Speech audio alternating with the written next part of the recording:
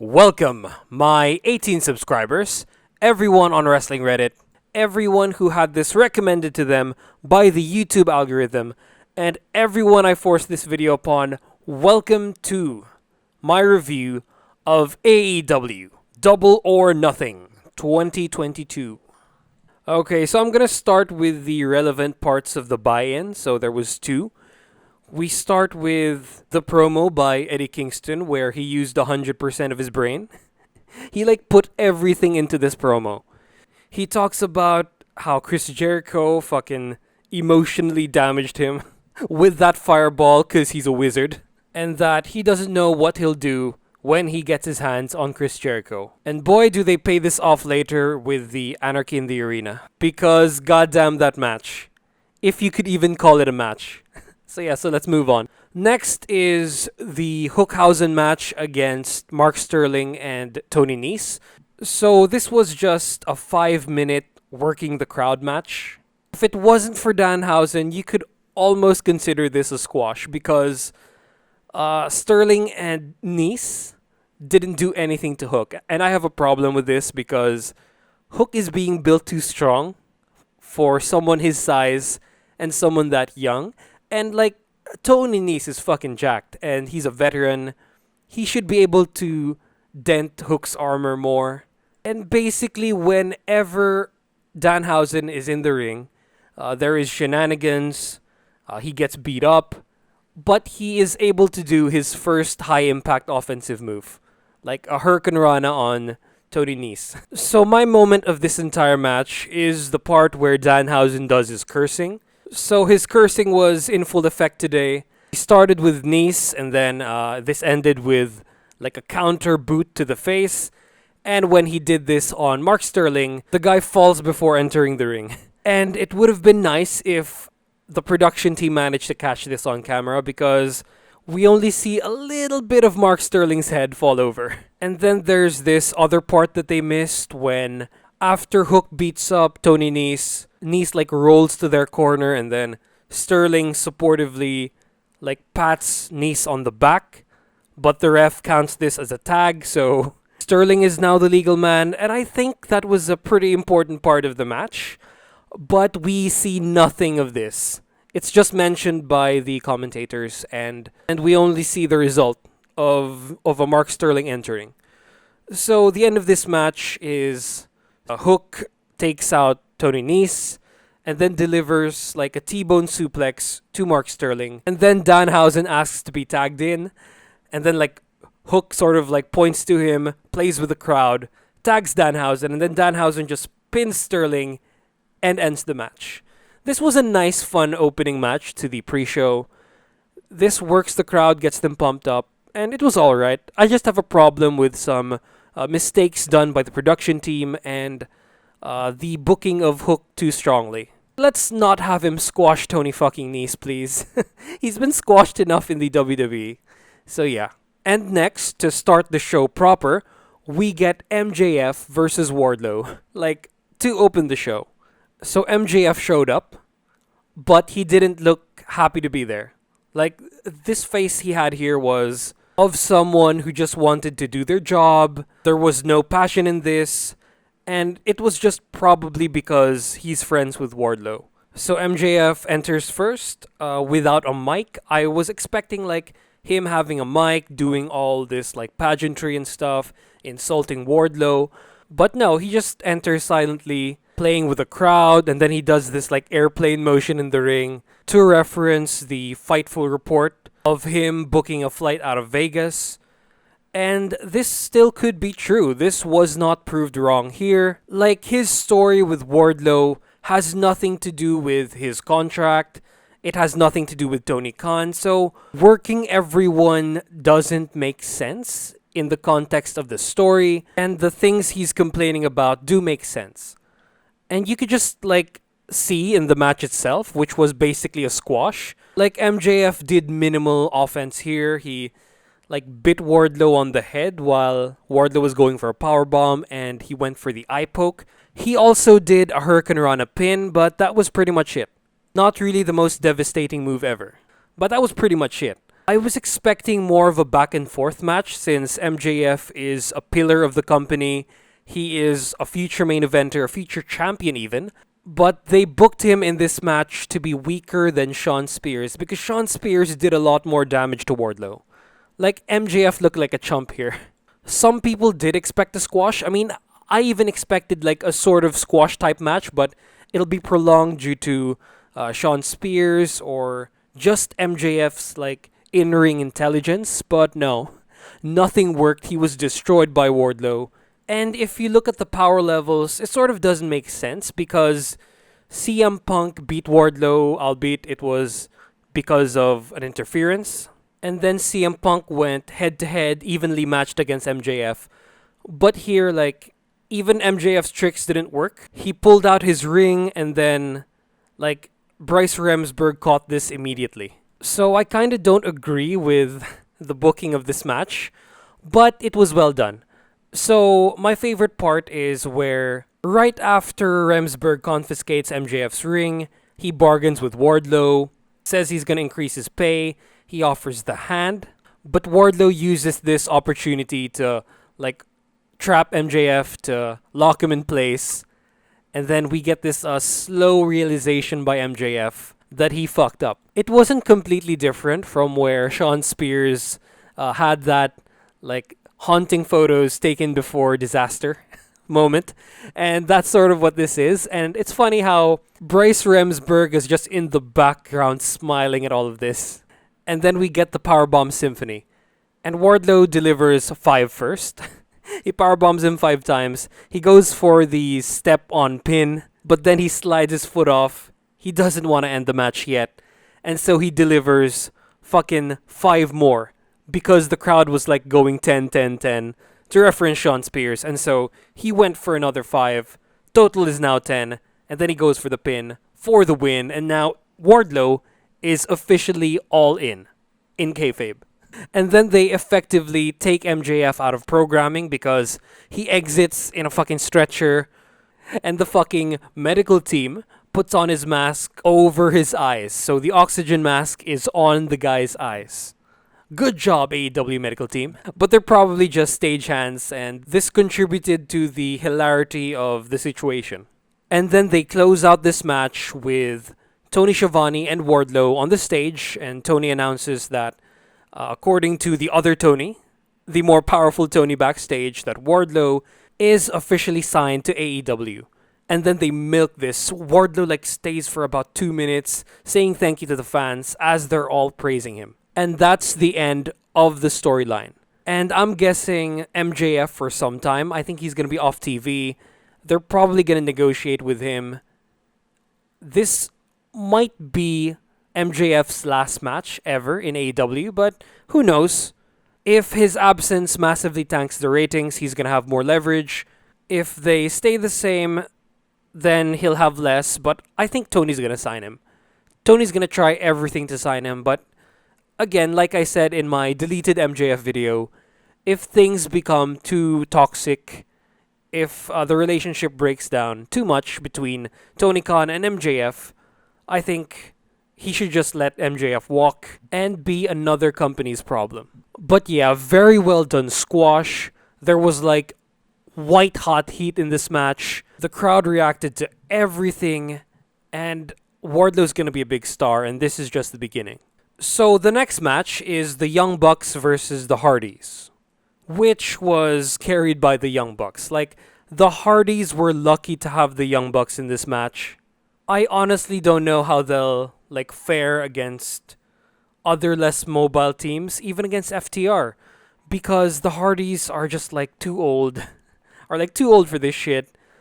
I think Matt is more mobile than Jeff at this point. So yeah, because of this limitation, they had to do a slow build pace, where at the start there was a lot of pantomiming, a lot of taunts, a lot of like comedic moments. But as we go further into the match, the intensity increases and then we get to see a lot more crazy shit. Like from both teams this time. So at the start, we have the Bucks again mocking the Hardys with their taunts. But after that, when the Hardys get the upper hand, they do the Bucks pose, but with both of them on the same side. And even Brandon Cutler pointed this out. Like, he went, they're not even doing it right from the outside. And then this enrages Nick so much because he was thrown to the outside before this. He enters and then slips on the second rope, only to be fucking clotheslined by the Hardys again to the outside. And after padding out the match some more, like, we get a lot of waiting around. Like, a lot of just soaking in the crowd's reactions. When Nick Jackson enters back the ring, this is one of my favorite parts. The crowd chant Brandon Cutler, and then Nick Jackson improvises and then fucking pushes Brandon Cutler, berates him for stealing his thunder. And then shortly after this, after the Hardys take control, is one of my top 3 spots of the match. So, Hardys try to go for the poetry in motion on Matt Jackson, who's like on the corner. And as Jeff is midair, like Matt rolls out of the way, and then Nick goes for an enziguri, like on the ropes. And then like this hits Jeff as he makes contact with the corner. And then what follows is the demarcation of the first pantomime heavy part of the match, and then the second more hard-hitting part of the match. It's also the biggest botch of the match. It's when Jeff Hardy dodged a Whisper in the Winds by Nick Jackson, and then he went for his own, but he had a little trouble getting up the turnbuckle. He used to do this like in one fluid motion. Like he would just like jump up the turnbuckle and then do the move immediately, but now he just like stops there. But here, he like lingers a couple of seconds and then does the move. And then after this, Jeff tags out and then he like stays on his corner, like on the floor near the corner for like a bit of time. I would explain this as selling, but a lot of people said that like Jeff was high in the match, but I don't think so. It's just he's old, he's immobile, and he's selling. And then after this is one of the honorable mention moments of the match. So this is when Matt Hardy smashed all of the Elite's heads on each turnbuckle. So I said the Elite because this includes Brandon Cutler, who does an amazing job at selling this because he like falls on the apron first and then rolls down. And after this is the number 2 spot of the match. So this is when like Nick Jackson just like friendly fired his brother and Brandon Cutler. And then he gets taken out by the Hardys. Oh yeah, and then we get vintage Hardys. We get shades of Hardys past when they do the poetry in motion, like at its proper speed. And fuck, this next exchange here. So the Bucks do like an elevated double foot stomp. And then after this, Matt Jackson tries to do a superplex on Jeff, but Jeff counters it like with his jawbreaker on the turnbuckle. Like while they're on top. Fuck. Jeff like landed ass first on the turnbuckle supports. And then since Matt is like in perfect position, Jeff goes for the Swanton bomb and then misses his first attempt. And then fucking the Bucks set Jeff up for Nick to do a Swanton on him. And so they get the 2 count and then they attempt like a BTE trigger on Jeff, but they hit each other's knees. And then after this is the fucking super kick party where like the Hardys, after being super kicked once, like each of them, they like, while leaning down, they fucking defiantly take fucking multiple super kicks. Like 2 rounds of this. And this doesn't finish the match, enraging all the old heads.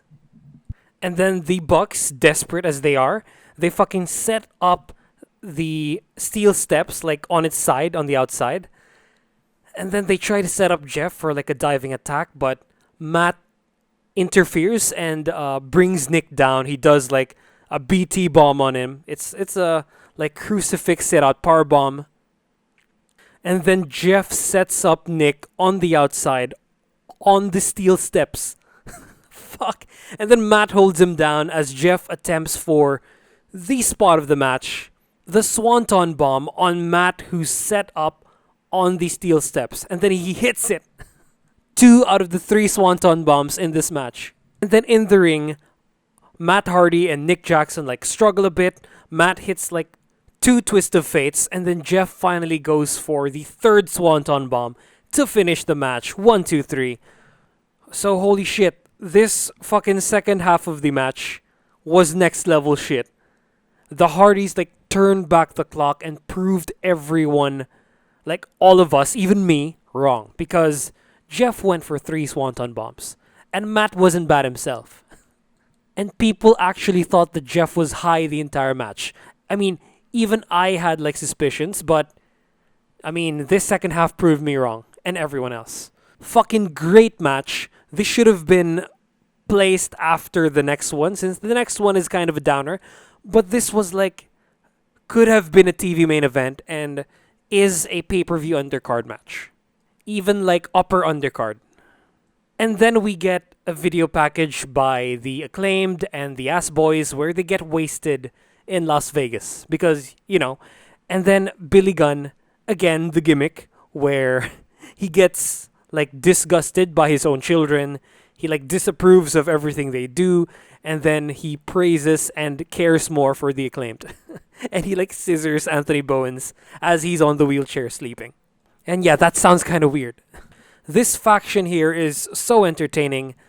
I forgot to mention that they opened up the pre-show. Max Caster did like an okay rap, and then they did their gimmick of like yelling the wrong thing, and then Anthony Bowens actually getting it right. These guys are so fucking over that even the company won't take them out of a pay-per-view. They like featured them in whatever way they can. So next is the match for the TBS Women's Championship, and the match itself was not the best, but it was like serviceable. There were some mistimings here, and also some sort of like sloppiness in the movement. It's like Anna runs in slow motion, and the way she went up on the turnbuckle once, like her leg kind of got caught on the post. That looked kind of off. And before this happens, she does like a back kick to Jade, which looked like a tap, like a light tap with the leg. But like right after this, the match did pick up, and the whole match was like paced actually really well. It had a slow start and then a faster end, supplemented by a lot of run-ins, which I'll talk about later. So the match got better after Anna Jay goes for like a sunset flip power bomb while jumping from the turnbuckle. This is a weird move because it looked like it hurt Anna more than it did Jay, or like just equal. But things do get better from here. So they end up outside, and then the baddies make a run-in. Anna Jay repels them, like he just DDTs both of them, like Kiera Hogan and Red Velvet on the floor. And then Mark Sterling throws like a crutch to Jade to like help her, but Anna uses this instead. She does like a Russian leg sweep. But Jade kicks out at 2, and then like Anna Jay is like yelling at Mark Sterling to like get out of here. But Johnny Hungy, the most charismatic member of the Dark Order, enters like a freaking kids show character and then removes Sterling's neck brace and then brainbusters him to the floor. And we don't really see how this happens, but Jade gets Anna Jay on like a tour of the islands, but she calls it the Eye of the Storm, so she does this and then gets the 2 count. And then this next sequence here is maybe my favorite part of the match. This was posted on the All Elite Wrestling Facebook page, like one of the videos for this match. It's when Jade attempted to do like her finisher, but then Anna Jay manages to counter this. She rolls down like between Jade Cargill's legs and then kicks the legs down, and then she goes for a Queen Slayer. But of course, this doesn't work, and so she goes for like a top rope attack, but Jade manages to catch her. They struggle a bit on the top turnbuckle, and then Stokely Hathaway, Malcolm Bivens, someone who I really haven't watched. Like, this is the first time I've seen him. I didn't even know what he looked like. I just heard that he was a good manager, like from the podcast that I watch. So he walks in, and then he demoralizes Anna Jay. Like, I can't call this a distraction because, I mean, it was getting to this conclusion anyway. So this sort of takes Anna out of her game, opening her up for the Jaded from the top by Jade Cargill, which nets her the win. And then after the match, the baddies try to beat on Anna Jay some more, but then Chris Statlander, the person who will beat Jade Cargill eventually goes for the save, and then, from what I thought, faced off with Jade. Like, I thought this was gonna be the start of the feud that's gonna get that title off Jade, but fuck, no. She faces off with Red Velvet, and then Jade's next challenger then makes her debut. It's fucking Ember Moon, now Athena again. To a thunderous reaction by the crowd, and this sets up a like faction versus faction feud. I think we're gonna get like a lot of 6-man tag team matches as well as singles between the women who faced off. But yeah, I think ultimately Jade is gonna overcome Athena. I think Chris is gonna get that title off of her. But who knows? I mean, I think Athena has the best finisher, like in all of wrestling. And I think it's strong enough to take out Jade Cargill, like in kayfabe. So yeah, so this was an alright match, an average match, followed by an awesome set of run-ins. And I'll include that debut in run-ins. So yeah, despite that, I think this would have been better still on Dynamite, even if it's the main event. Like, this would have closed the show, like especially after that like debut, like with a bang. So next match is the 6-man tag team match between the House of Black and Death Triangle. And holy shit, this one here had the best entrances in the entire show. And for one of them, it's like their normal entrance. So for the House of Black, they enter as they normally do. Like, this looks like a pay-per-view entrance here, like for a non-watcher. But this is how they enter, like, in weekly TV, if they have matches. So they come in wearing their fucking satanic masks. Malachi's being the best because it has, like, fucking antlers. And then they incorporate blackouts to, like, make it more intimidating. And then they end up in the ring. And then when they take off their masks, they have these, like, awesome-looking face paint. This sick, edgy-looking face paint. They look like ancient Germans or even fucking druids with these face paints. Holy shit. It's like they came straight from, like, Hellblade Senua's Sacrifice. This was so fucking cool. So Death Triangle, not to be outdone, enter in an equally as extravagant way. So lights go out, and then we get a shot of the the tombstone with the House of Black's name on it. And then rising up from this is Penta. It's like he emerged from the dark. And then after this, lights flash on the left side tunnel where Pac is there with the mask. He yells in his usual Pac way. And then the right tunnel lights up where we see Alex Abrantes with, like, I think Ray Fenix's son, but he's wearing Uncle Penta's outfit. And then Fenix, like, enters through this center. I don't know if there's a tunnel there, but he enters through, like, I don't know if there's a tunnel there, but it looks like he's coming out of the light. And then they all do their pose and make it to the ring.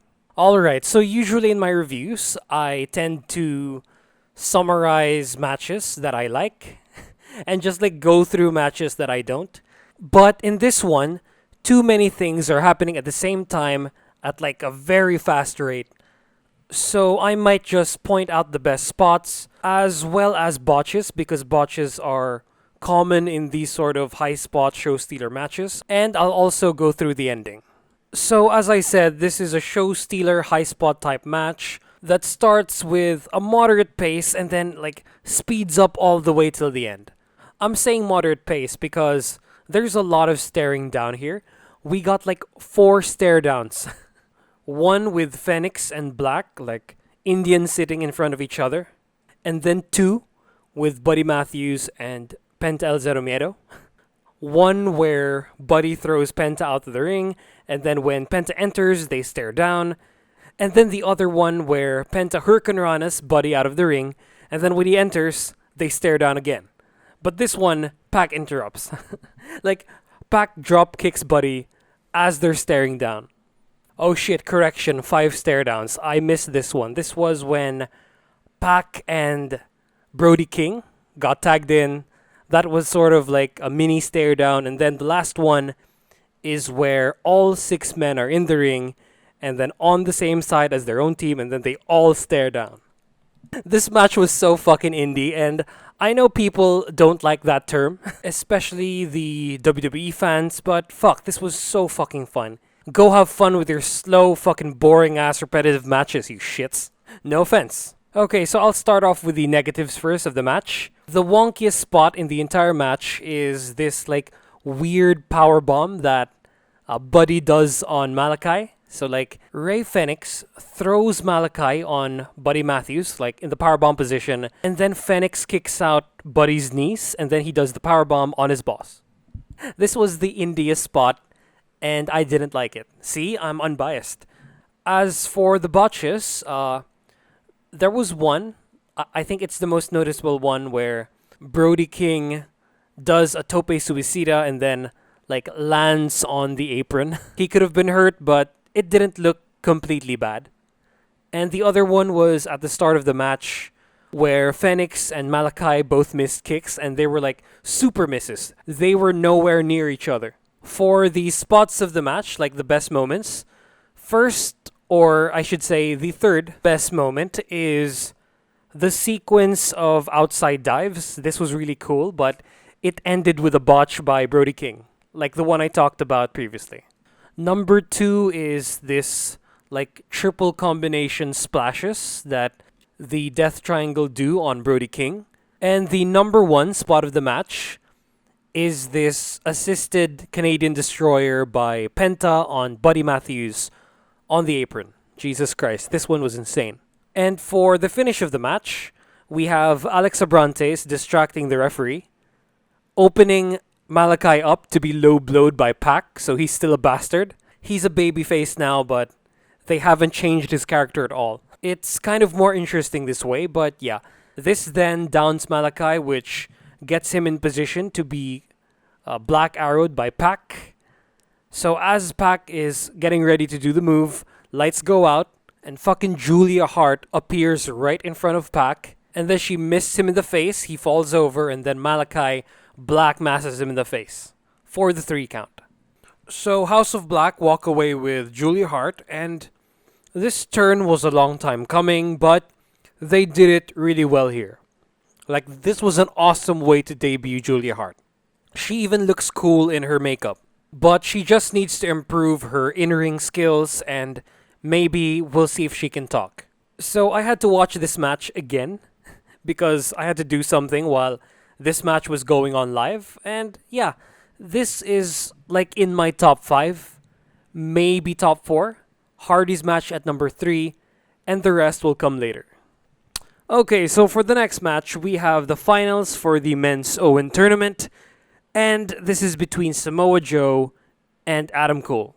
So I watched this match after watching the whole show, since I had to go get a rabies shot, and I was fully expecting an Adam Cole win, but with like a lot of shenanigans, a lot of run-ins by Jay Lethal, like Sanjay Dutt, Satnam Singh, and Bobby Fish, just to take out Joe. Like, I thought Adam Cole would go above and beyond to beat Joe, but that's my big problem of the match. The damage given and the damage taken between the two wrestlers is not proportional, like to make sense for this ending. You know those body damage displays in the games where the body parts turn more red as you're hitting your opponent? And for this match, it kind of feels like Joe is at an orange, like a yellow or an orange. And as the smaller wrestler, Adam Cole should have done more damage to Joe. Like, he should have had more hits in, but instead, like, Joe definitely, like, had harder hits. He hurt Cole more. It felt like Cole was on his last legs and Joe could still take like 3 booms to take out. 2 if without the knee pad. And I don't like how they didn't play Joe's shoulder into the ending. Cole just like super kicks him a couple of times and then goes for the boom. He should have like did harder super kicks, because the ones he did here were like the incomplete ones where he just moves his legs. He should have done like the fully cocked super kick where he bounces back and then does the kick. And then the run in here by Bobby Fish like was nothing. He just got beaten up. His contribution to Adam Cole's win was pretty much just being a distraction. And we don't even get Satnam Singh, Sanjay Dutt, and Jay Lethal. This was a big missed opportunity to progress the storyline. And fuck, Adam Cole pinned Joe pretty much clean. Yeah, the booking here was pretty bad. While the match was just like an average TV match in quality, but since you have big names here, it's a TV main event. And Adam Cole entered in pink. So this pretty much spoiled the ending. The spot of the match was a really hard lariat by Joe. And that's pretty much it. So yeah, disappointing match. I think they picked the wrong winner. And this might be bottom 2 matches in the show. The worst being the Jade match, this being second to the last. Match number 7 is the finals to the women's Owen. This is between Ruby Soho and Britt Baker. And so both of these women have like performers play them out. So Britt comes out first with Ricky Ward, who's the guitarist of Fozzy. He like quote unquote plays her out. But it really looked like he was just air guitaring. That man wasn't playing guitar at all. I still heard the usual Britt Baker theme. I mean, Fozzy didn't even write her song. So this just didn't fit and was pointless. And as for Ruby Soho, they got Rancid to play her out. So this was the actual band that wrote her song. And this one was awesome. These guys aged so poorly. They look so different from the music video of the song Ruby Soho. But yeah, this was a good performance. They were actually playing instruments. Like, that voice was unquestionably live. That man didn't sound like a teenager anymore. So that's the proof that it's live. So for the match itself, you know what? This was really good. There were no noticeable botches this entire match. And usually in AEW women's matches, unless it's Shida in there, or Riho, or Nyla Rose, or even the 2 participants in this match, we get a lot of botches. We saw that clearly in the match earlier and later on in the women's championship match. But this one had none of that.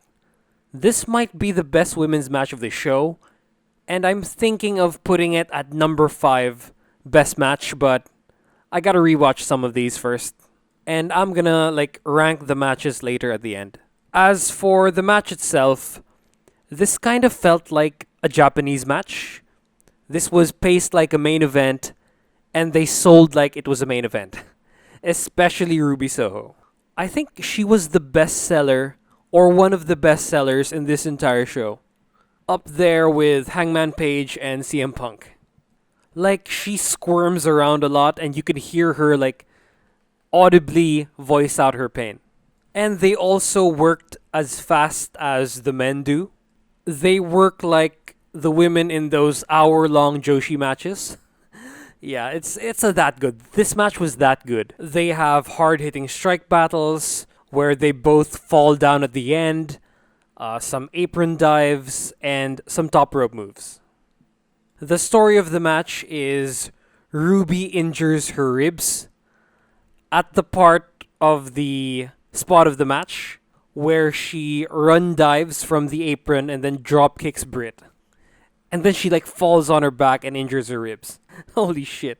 And so Britt works on this by like elbowing the ribs during a submission move. She bow and arrows Ruby on the post. And she forces Ruby to fall on the turnbuckle to post connection. My biggest complaint of the match, and my only complaint, is like Ruby Soho's sharpshooter. This one looks so fucking bad. You have FTR, CM Punk, and even Sting to show you how to do one. She should have asked for pointers or something, because this one looks so bad. This looked more like a calf killer than a sharpshooter. For the finish of the match, I totally didn't know that this was like a Brett Owen masturbatory tribute thing. Even in the Brett versus Owen match, I didn't know why Brett would go up Owen's shoulders, like only to lose control and then get pinned by Owen. I mean, if you get on someone's shoulders like this, you're so vulnerable to like an electric chair drop, like an electric chair facebuster, or like any electric chair move. I don't think a complicated pin attempt is worth being in such a vulnerable position. This was so dumb. Like, the victory roll from this position is not worth doing at all. Does it even work? Does it even end matches? So yeah, I didn't like the finish here. Neither did I like the finish to the WrestleMania 10 Brett versus Owen match. So sue me. Okay, so this was a great match. I don't think this is a TV main event because it's better than that. This could have closed a minor pay-per-view or would have been a penultimate match in a major pay-per-view. I would have had this like before the Punk versus Hangman match. It was that good. And after this, we have the awarding of the Owen's title belts and the one Owen Cup. We only have one Owen Cup for two winners. But I guess they're gonna do it like the football leagues in Europe where they just engrave the names on the trophy and then they give you like medals. And here the medals are the championship belts, which is better. So Britt heads up to the stage. She's met by Tony Schiavone, who gives Britt a hug and then congratulates her. But then they're intercepted by Adam Cole, who gives Tony Schiavone the worst stink eye. This man is about to take this guy's head off with a super kick. And so Adam Cole scares away Schiavone and then, like right in front of Tony, he kisses Britt. Tony has this look on his face, but you know what? In my opinion, this is a weird dynamic. Because Tony probably has a family. I don't know. Wait, I'm gonna search it right now. Yeah, he's married and he has this like love storyline with Britt Baker. This is weird. I think AEW put themselves in a weird position here because I don't know how they're gonna like resolve this whole thing with him and Cole. Honestly, if they ever do. Or this could be just like a recurring thing to modify their characters. So yeah. But yeah, and then they all drop their characters and welcome in Martha Hart, who's assisted to the stage by Tony Khan, and he kind of overdid it here. He was super thankful, like he didn't want to let go Martha Hart's hand. He also went for a long hug and then a cheek kiss. It was a bit like weird to look at, but I mean, he's the boss and he's doing okay in his businesses, so I guess. And I think he's a part of like a group of wrestling fans who are socially awkward, have difficulty interacting with people. But I would never do something like this if I was Tony. And then Martha gets on the podium and she does like an Owen Hart appreciation speech. She does so with emotion and with eloquence. This doesn't feel like it's just acting, it feels real. But it doesn't really like hit me as hard as other people because I didn't grow up on Owen Hart. I started watching during the Ruthless Aggression era, and yeah, Owen Hart was long gone by that time. So I can't really tell you how this thing makes me feel, but I did see some tweets, I did hear the crowd reaction, as well as some other social media stuff. The crowd also didn't try to hijack, like nobody in the crowd was going against this, even if they didn't like the winners. They just went ahead with the awarding ceremony, and that was it. So yeah, Martha Hart was great in this ceremony. And so she presents Adam and Britt with these like Stampede Wrestling tribute belts. And so we close this with the two winners holding up the belts while like Martha Hart was holding up the cup like she won it. This was awesome and wholesome as well. But what comes after this ain't so wholesome. And it's the TNT title feud. It's the mixed six-man tag team match between Men of the Year and Paige Van Zant versus Sammy Guevara, Tay Conti, and Frankie Kazarian. And I've harped on this feud for weeks now. Like week after week I complain. I had 1 week where I had hope That was before Scorp's heel turn. But after that, it was just torture to watch this, like every week. On a Rampage or on Dynamite or both. It's like they were trying to top the previous segment on how dumb it is or how shit it is. But this match actually told a good story.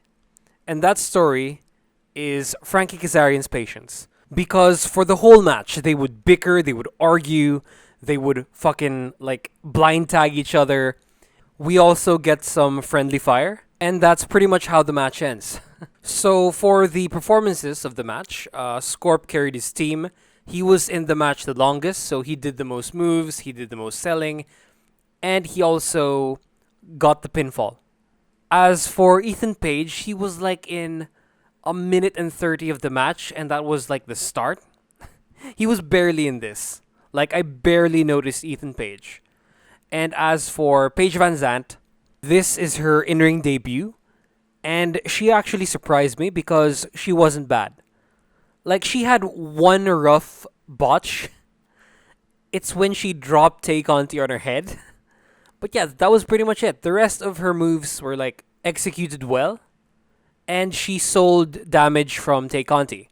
It wasn't like a Ronda Rousey type domination, but she did get one good hit on Sammy Guevara. Like, she did this charged up punch on his like abs, and he sold this. It's nice to see like men selling for women because you're still getting hit, and it really puts over that lady if she manages to do damage to like a male wrestler.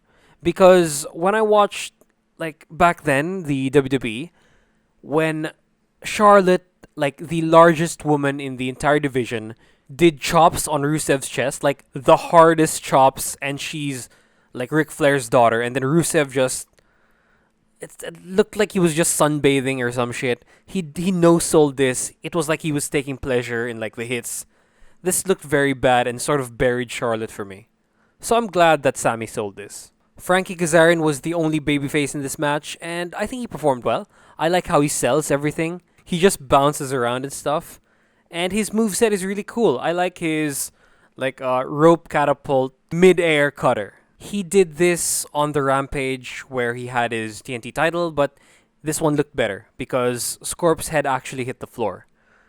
And as for Conti, she was sufficiently annoying. Like, she shrieked all over the place. She would do heelish things. She would make out with Sammy. And I like how she agitated Paige Van Zant until the payoff where Paige finally kicks her ass. And yeah, my favorite spot of the match was the ending. But a close second would be when Paige Van Zant, because there are two Pages in this match, she tripped Tay so that she would like land on Sammy's dick, and not the good way. But the spot of the match is definitely the finish.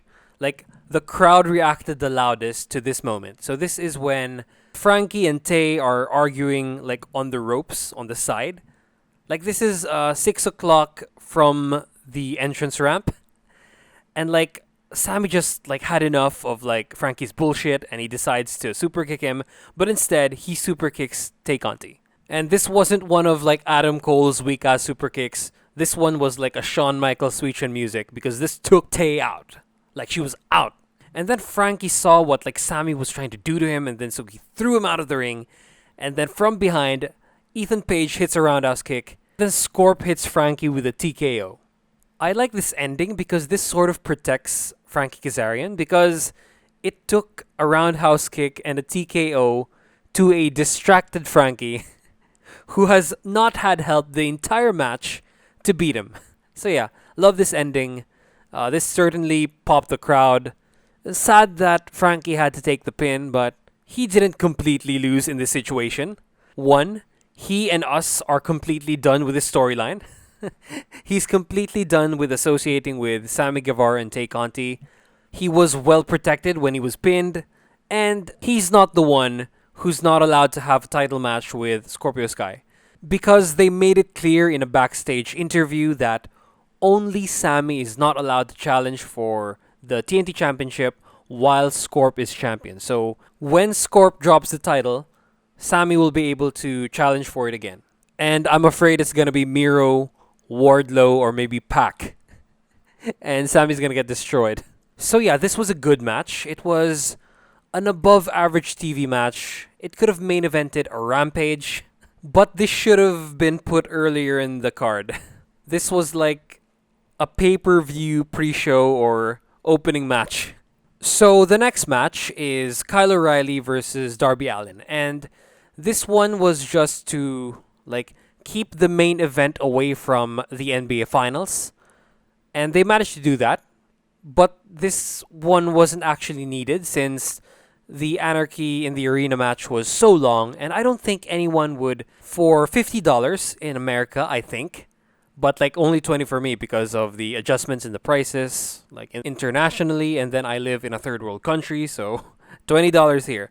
So yeah, I don't get why anyone would pay for a show and then would watch something free like the NBA instead. Like I usually just check the scores. So this match had some heat to it. O'Reilly injured Sting in that one episode of Dynamite, but they didn't follow this up. So yeah, if they just followed this up on the next episodes of Dynamite, this would have like worked a bit. This would have been more acceptable to the fans, but no. So the crowd was basically dead for this one, but these guys like tried everything to gain reactions. They had a great match actually, and Darby almost killed himself. He like slipped on the rope. Like he did an outside dive, but he slipped on the rope and then he landed on his head. Shit. Someone could have died. And yeah, it's sad that before this happened, they were starting to gain the crowd. Like Darby did his stunner, and then this like got the crowd hot, and then he fucking landed on his head. Shit. Apparently this was supposed to be like Darby jumping on the outside and then Kyle catches him in a guillotine because they do it right after on the ramp. Like right after Darby is proven to be alive. So yeah, they do this, and this is part of the match. And then at this point, thankfully, they had the crowd. It only took Darby trying to kill himself, and an awesome spot to do so. Then Darby, being Darby, not satisfied with being alive, does like a coffin drop on Kyle O'Reilly, who's standing on the apron. And they like fall outside. And I love how like Tony Shoot is concerned about Darby here. He says like, good God, in like a shoot way. And then we get what they should have done instead of trying to kill themselves. Darby goes for the coffin drop, and then he's caught with a cross arm breaker by Kyle O'Reilly. He breaks out of it, and then they have this awesome strike battle. O'Reilly even did the Kawada kicks. Shit. And then he used Darby's like necklace to choke him, and then he would later use this same necklace to fucking pull Darby up. So like he puts the chain in Darby's mouth, and then he pulls him up until the chain breaks. Holy shit, this was intense. This looked like it hurt for real. And it's probably gonna hurt him after in the form of like ulcers.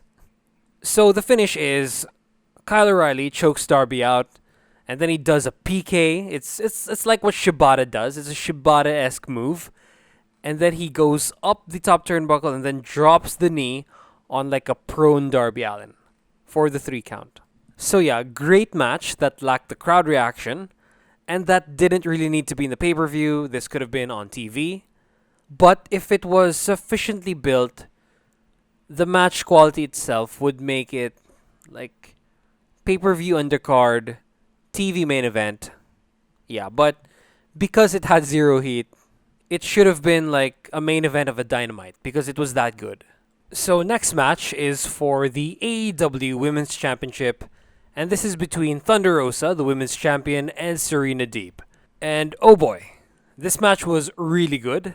It was like technical masterclass, but it had a fair number of like stumbling moments from both women.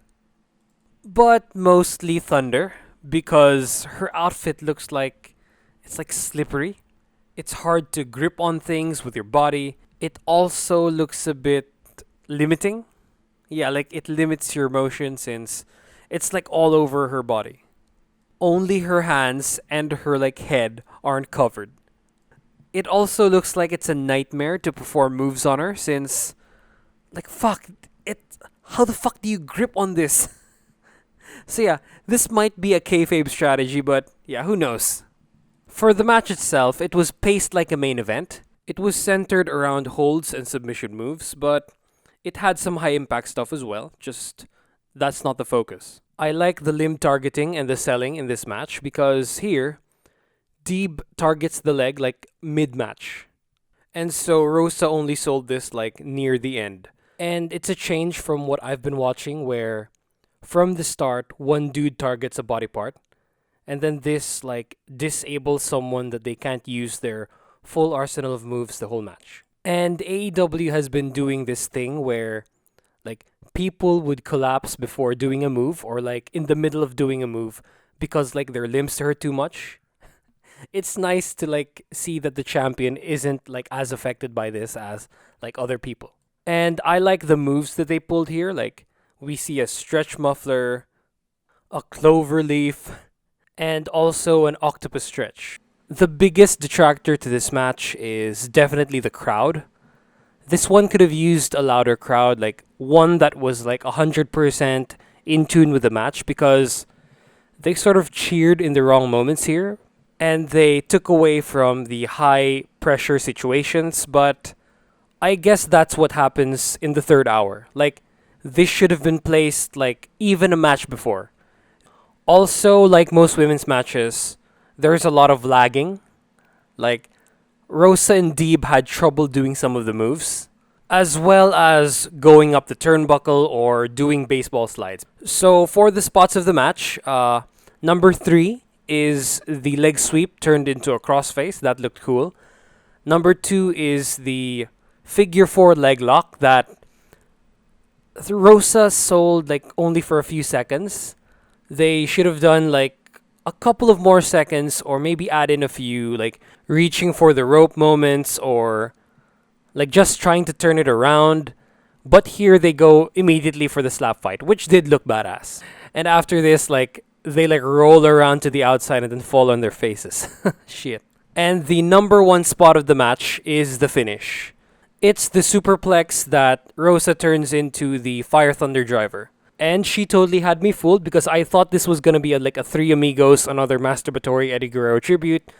I guess she fooled Jim Ross too, but yeah, she did her finisher instead. Good job. So this match was above average. It definitely wasn't the best women's match on the card. I still liked Ruby versus Britt more because of the selling and they got the crowd more invested. But yeah, this one was pretty good. It's like 7th on the night. And this belonged right where it should be. Like in the undercard of a pay-per-view. Okay, so the next match, again, if I could call it that, is Anarchy in the Arena. It's the most revolutionary match in this entire show. It's the Jericho Appreciation Society, so with Chris Jericho, Jake Hager, Cool Hand Ange, Daddy Magic, and Daniel Garcia versus the alliance of Bryan Danielson, Jon Moxley, Eddie Kingston, Santana, and Ortiz. And holy shit.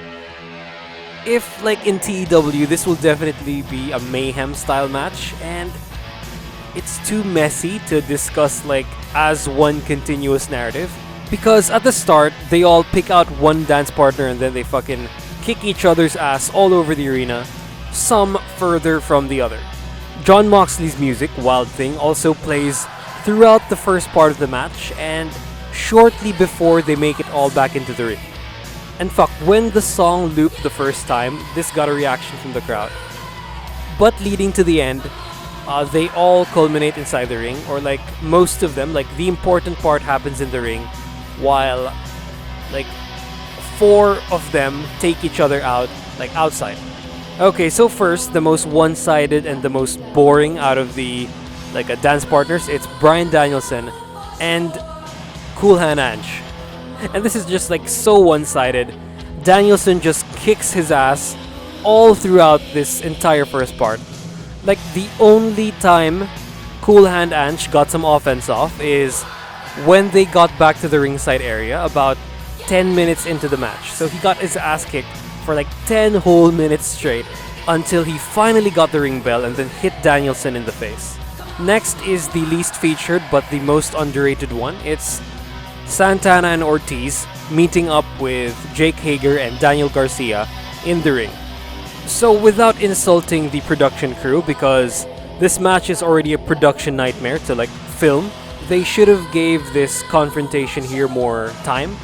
Like they should have featured this more because this is the most extreme one.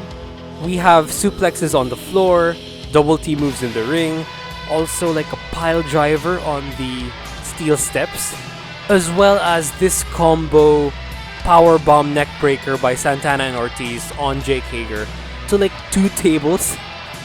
But Hager only went through one and then Santana went through the other. So this was kind of dumb, but really fun. We got like a minute of this before Garcia left to join Eddie Kingston and Chris Jericho at the back. And for the next combination, it's Jon Moxley and Daddy Magic, as well as Eddie Kingston and Chris Jericho, because they switched partners like about a few minutes into this.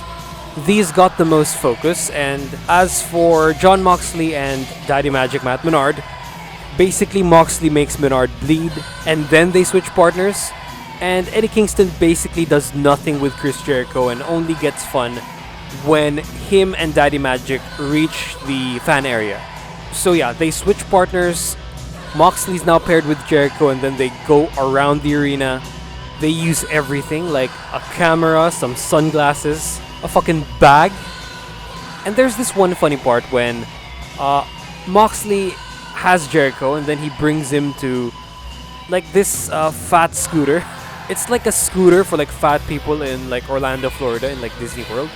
And then it looked like Jon Moxley was asking Chris to help him out, to like help him make this work. But like they don't get it to move. Like first Moxley goes for the buttons, and then Jericho tries it, and then they don't get it to work, so they just leave. This all happens while Chris Jericho is in a headlock, by the way. So shit. And then they just leave. They just walk all the way to where the soundboard is, to the thing playing Jon Moxley's music, like until now. So at this point, the song has been looping for 6 minutes, and that's about 2.5 loops until Chris destroys this like expensive piece of equipment here. And then they make it back to the ringside area to where Danielson and Cool Hand Ange are. And Jericho like body blocks BCC so that Ange can grab the ring bell and then take control of that like one-sided confrontation with Danielson. And Jericho suplexes Moxley on like some expensive front row take-home merch chairs. So yeah, these chairs immediately gained value from this. And then Mox throws like a cooler full of water at Chris Jericho's face. But then somehow, we don't get to see it, but Chris Jericho regains control and then puts Moxley on walls of Jericho on the timekeeper's table, but the table like collapses down. This was the best confrontation in the entire like first part.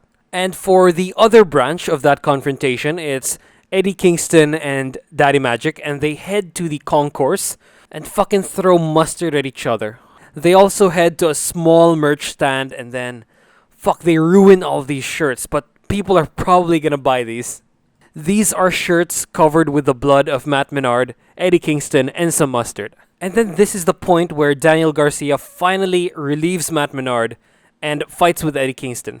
He like takes his belt from these like stupid boy band outfits that they all have, and then he drags Eddie Kingston, like this belt is in his mouth, around his head. He drags him all around the place. And then there's a struggle, and then the belt goes down to Eddie Kingston's neck.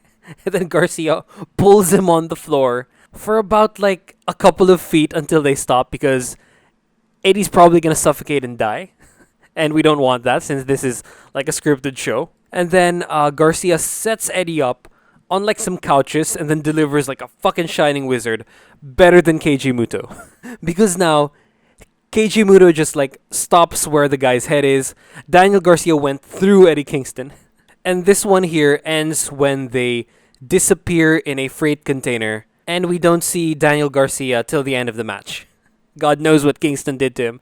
But yeah, only Kingston came back from this later. Shit, this is all confusing now, but now for the second part. Let's start with Santana and Ortiz along with 2.0. The whole time, Santana and Ortiz just set up ladders. They set up 2.0 on like tables and then they jump on them. this here takes all four of them out for the remainder of the match. And so for the people inside the ring, so that's Chris Jericho, Jake Hager, Jon Moxley, and Bryan Danielson, all ex-WWE guys, fucking Jon Moxley takes out one post, like one top post, and then beats Chris Jericho with it, and then he uses the rope part to crotch him on it. And then somehow, they manage to get outside, and then Chris hits Mox with a fire extinguisher. Like, he fire extinguishers him on his bloody face. And then somehow, we're not shown it, they all end up in the middle of the ring, like on their knees, doing an indie spot, the one where they like are on their knees and are punching each other, but BCC manages to take control and then they get him on submissions. So like the label lock for Chris Jericho and the bulldog choke on Jake Hager. But then the best part of the entire match, fucking spot of the night. Yeah, spot of the entire night, not just the match. Eddie Kingston comes out the entrance ramp holding a gasoline can. He probably killed Daniel Garcia, but thankfully he's fine. Because he walks by himself with Daniel Garcia like not in sight. He holds this fucking red gasoline can that they probably filled up with water since we don't want any deaths here. And gasoline is expensive. So yeah, Kingston brings this to where Danielson has Jericho in the label lock.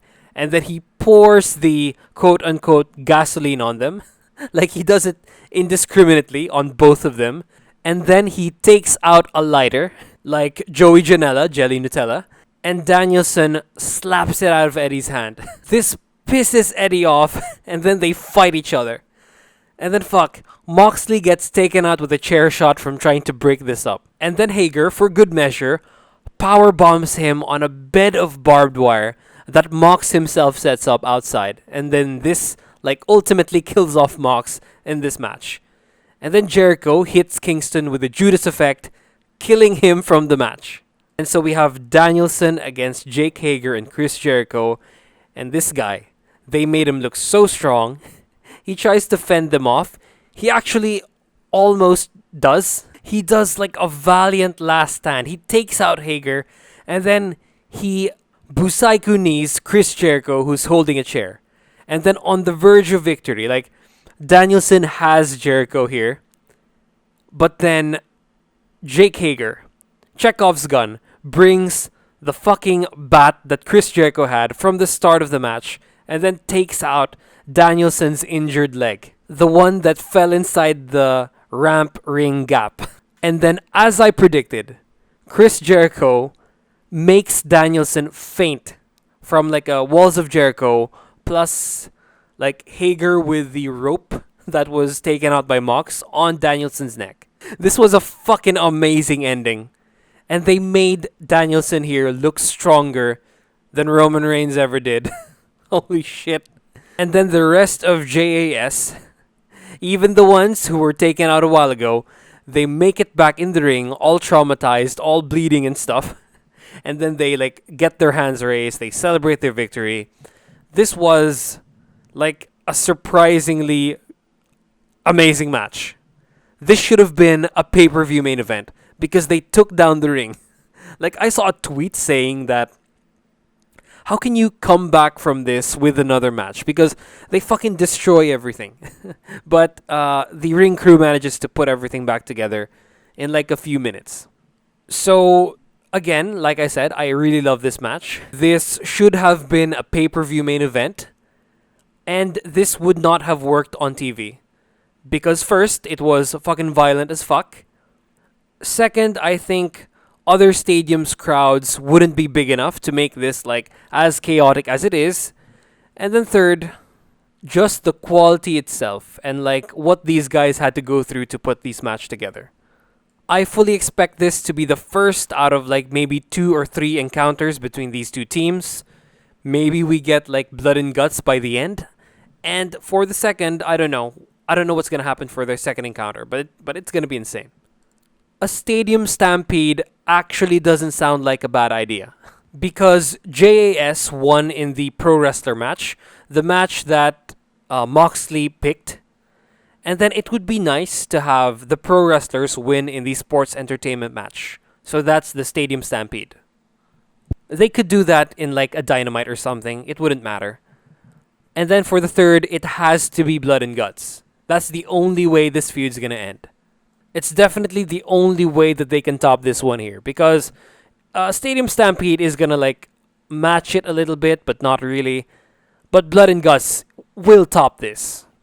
So yeah, this was an amazing pay-per-view main event only match.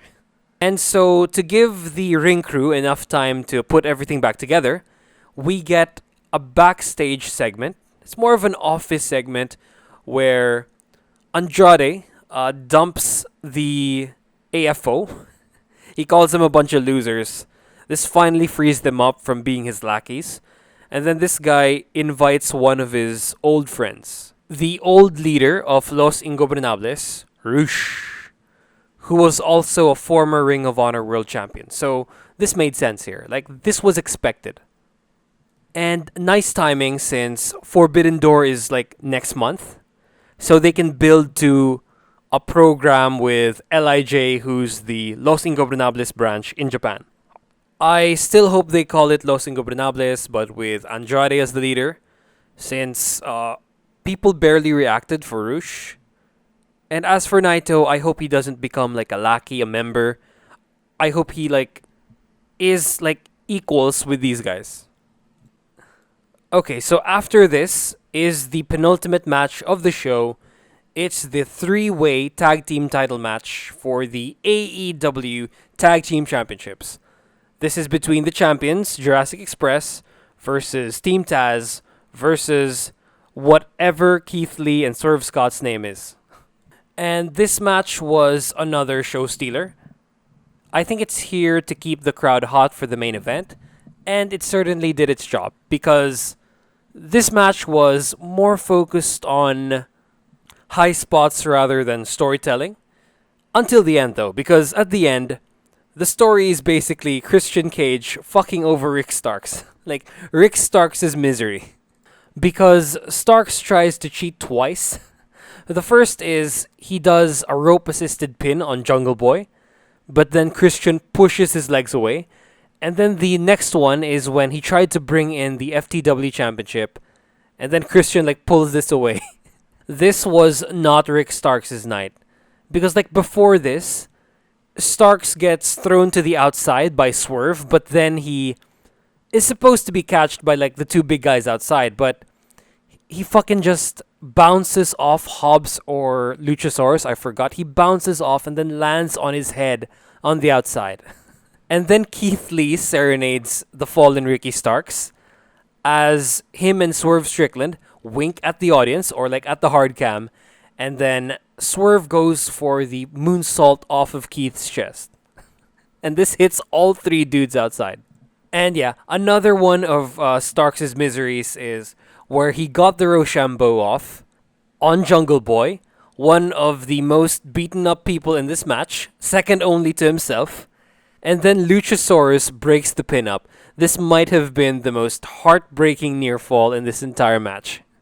And yeah, the finish of the match is really cool. This might be my spot of the night, because Luchasaurus like slingshots Swerve Strickland up, and then Jungle Boy catches him mid-air and then delivers a powerbomb. This was amazing here. This ends the match, and then Jurassic Express retain.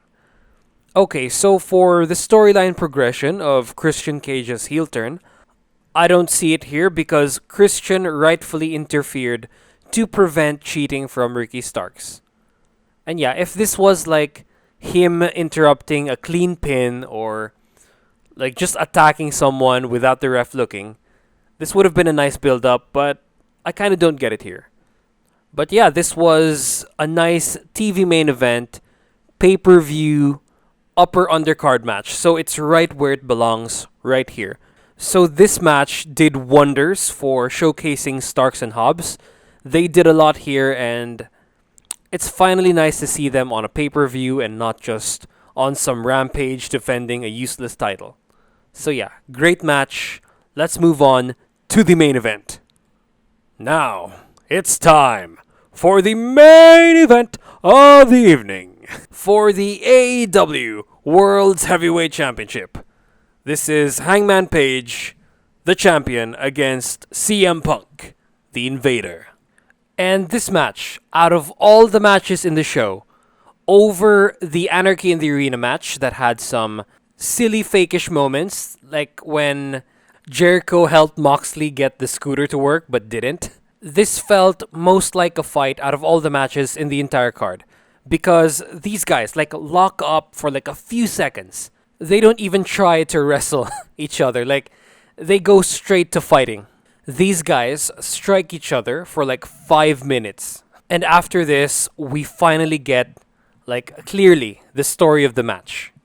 All of CM Punk's mind games. The seeds he planted in Hangman Page's head for like about 4 weeks or more all bore fruit in this match. Page wrestled with a lot more anger, with a lot more ferocity, and he was a lot more careless because you can like audibly hear the crowd say that Hangman Page sucks, but the crowd was 50-50. But the guys closer to the ring were like pro CM Punk and this pissed off Hangman. This results in Hangman taunting after he does moves on Punk. So when he throws Punk in the ring, he like gets on the apron and then like basks in the crowd. This gets like 50-50 boos and cheers, but commentary like sells this as boos. Like whenever someone would appeal to the crowd, they would get booed, but they actually didn't. It was always 50-50. And after this, Paige managed to hit Punk with a rolling elbow that looked stiff as fuck. It was a hard rolling elbow, and then this guy fucking played to the crowd again, wasting time, as the commentator stated again. And then he manages to clothesline Punk. Punk is on the floor, and then Paige sets up for the buckshot lariat. And then again for the third time, Hangman plays to the crowd. He looks around. He fucking like walks from turnbuckle to turnbuckle. He's out of focus. He gets his eyes off the ball, and then Punk, as quick as a cat, knocks Paige off of the apron and then to the guardrail. And Paige here crashed into the guardrail. Good job selling this. The women in the front row all like reacted to this really well. But this didn't amount to anything yet because Hangman again takes control by like catching a running CM Punk with a power bomb on the apron. The hardest part of the ring. But then again, this shit that Hangman is trying to do is like me in the old WWE games, because I always try to go for like big moves, like spectacular moves that would like cost me the match. So here, instead of just like continuing the fight in the ring, CM Punk rolls outside, and instead of just picking this guy up, Paige goes up the top turnbuckle and tries to go for a moonsault, but Punk immediately like stops this. He gets up and starts beating Paige and then catches him in an awkward looking superplex. Because here, Paige sort of fell off the turnbuckle. And then Punk tried pulling him back up, but it looked kind of weird. It looked like a botch, but the commentators managed to explain this away really well. And then shit, right after some of CM Punk's classic moves like the corner knee to a bulldog, a flying clothesline, and an attempt at a flying elbow drop which failed, CM Punk ends up outside after being like knocked off the top turnbuckle by Hangman. And then Hangman goes for an Orihara moonsault to the outside to Punk, which hit Punk, but it hurt Hangman more. This one fucked up his leg. He was selling this until the end of the match. Like, he couldn't run anymore. This is the sort of selling that I like, especially in main events. It's more of a subtle sell because Hangman wasn't all like screaming and stuff. And he did injure himself, basically, just like Ruby a while ago. But here, fuck, Paige, I thought was legit hurt. But if you look at it closely, the way he landed, I think the right side should hurt more. But yeah, I mean, this works too. The point is, he sold this on offense. And fuck, I like that. I like when anyone sells on offense.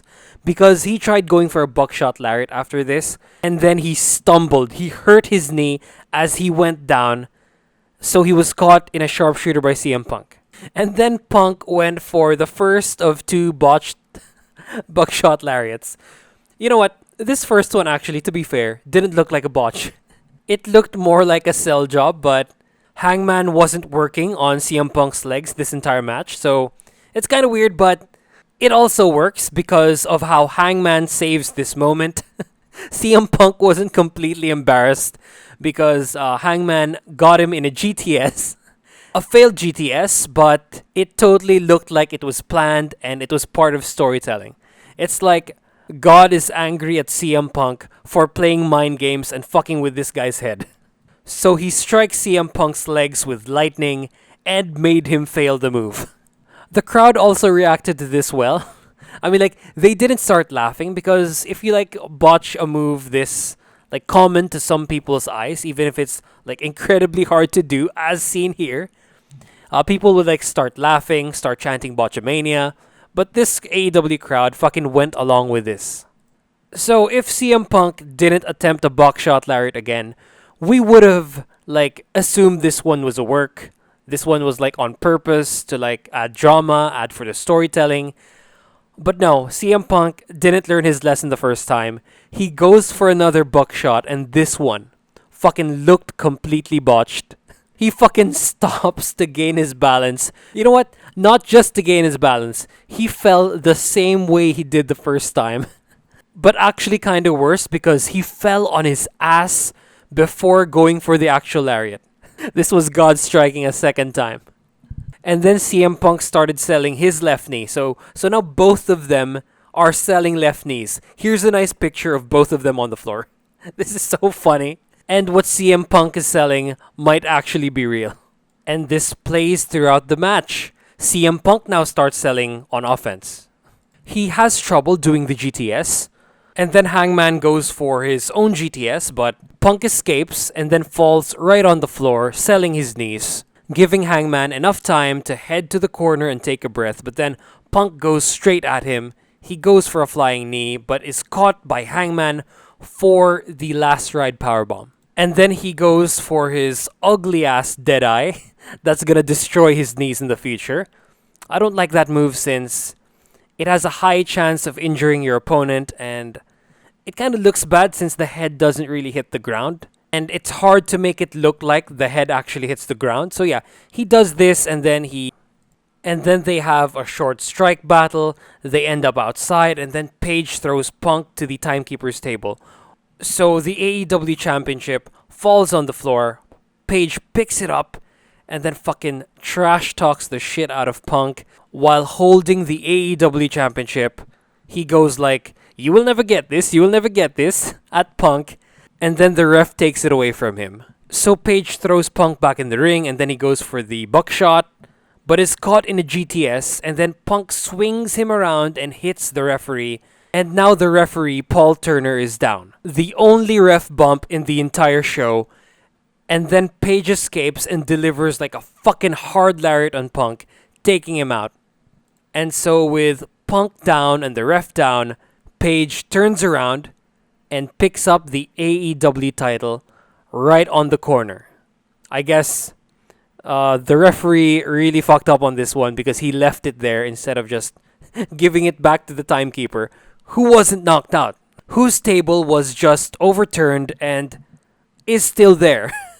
Like, Paul left it on the corner for anyone to pick up, not just Hangman, but Hangman is the one who picked it up, and then he like contemplates. He has a mental battle with himself if he'll hit Punk with a belt or not. But in the end, he doesn't because he is the babyface of this company. So he then goes for the buckshot lariat to finally finish the match. But CM Punk, already rested, he's been on the floor this entire time, like basically taking a nap while Hangman is like having this mental battle with himself, counters the buckshot, and then delivers a GTS for the pin, 1, 2, 3, and then he wins the AEW Championship. And then they close out the show with CM Punk celebrating in the middle of the ring as the new champion, not delivering a promo or like turning heel, but I'm sure we're gonna get that down the line. So to sum up my thoughts on the match, this is match of the night. This is 10 out of 10, despite CM Punk's botches. But the selling here was the best of the night and better than any other match in any other company. Because I actually believed at one point that Hangman Page hurt his leg for real. And then the storytelling here was top notch. Hangman Page was affected by CM Punk's mind games for the entire match, and we also had that great moral struggle by Hangman when he tried to hit Punk with a title but couldn't. That was just like peak storytelling. So yeah, that's the end of the show. This was a fucking great pay-per-view. AEW like never miss on pay-per-views. They miss a lot on their TV shows, but not in pay-per-views. They only have like 4 a year. So that gives them like a lesser chance to miss, as well as a lot of time to prepare.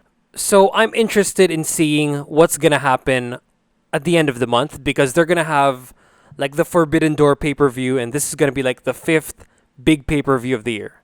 And that's the end of the show. So like, comment, and subscribe for engagement. Share if you don't know me. And please, hit that bell notification for updates to future videos and watch my shit. Bye-bye.